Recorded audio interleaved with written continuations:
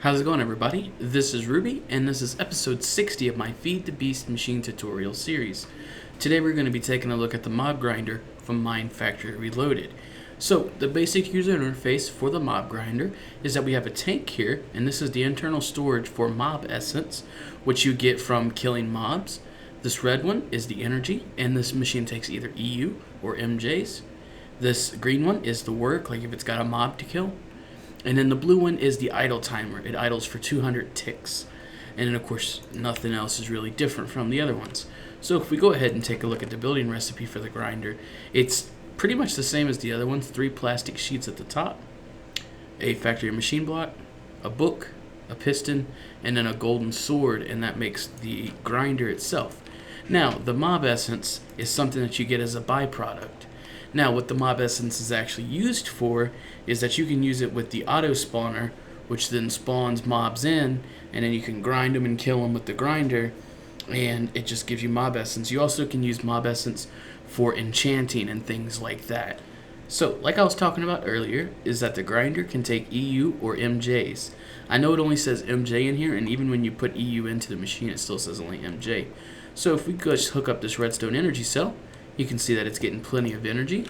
And if we go ahead and plop it back down, and then we connect EU, you can see there's no energy in here. And you can see it also takes EU as well. Here I'm just using an MFSU with a advanced lap pack, and of course a redstone energy cell. And they both power them just fine. So like I was talking about earlier, how the machine produces mob essence, I'm going to show you how to get that out of there, and then also what the machine does with the monster drops. So if we go ahead and spawn in a few zombies here, and they're going to just get flushed down here into the grinder, and then the grinder will kill them automatically. Usually it'll kill them the first try. It kind of depends, or whether or not it gets them or not. And you can see here we've got some mob essence produced.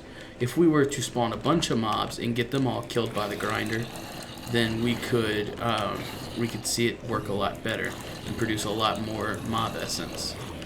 See, now you can see it's starting to really produce some. This isn't even a bucket yet though, and I've noticed that this machine always doesn't give you a 100% return on your spawns from an auto spawner and then a grinder.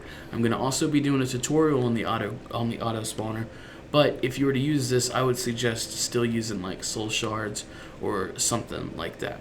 Also, one thing I forgot to mention was that the mob drops, such as since we only spawned zombies, we just got some rotten flesh, it all gets ejected out of the back. If we were to take a look at this chest, you can see it's got a little hole in the back, and that's where all of the mob drops come out. And just as an FYI, the mob essence can be extracted from any of the sides except for the front, I believe. I've tried it with the front and I couldn't get it to work exactly, so you're better off just ejecting the mob essence out of the sides or the bottom or the top. That's going to be it for this tutorial. If you guys have any questions, please feel free to leave it in the comments below or send me a private message on YouTube. If this video helped you out or if you enjoyed it, a rating would be much appreciated, and subscribe, as I always have new Feed the Beast videos and other Minecraft videos coming out almost every other day, if not every day. Thank you.